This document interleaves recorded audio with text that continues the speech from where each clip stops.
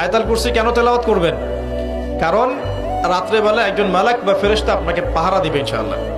আর পশ্চিমাদের দর্শন বলে দিলাম, ওরা কিন্তু এই অদৃশ্যের জগতে বিশ্বাস করে না।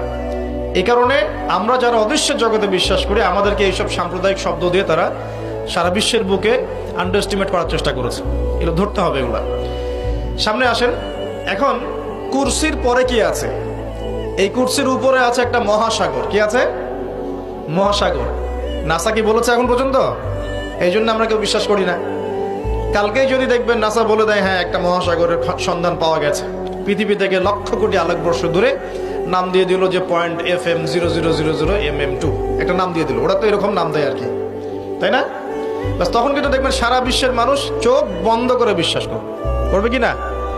আমরা কিন্তু আল্লাহর প্রতি চোখ বন্ধ করে বিশ্বাসের জায়গায় এই পশ্চিমাদের উপর এখন চোখ বন্ধ করে বিশ্বাস করি। এটা কি বুঝেন? এটা কিন্তু শিরক হচ্ছে, এটাও শিরক হচ্ছে। তো একটা কথা মিস করে গেছি, ইব্রাহিম আলাইহিস সালাম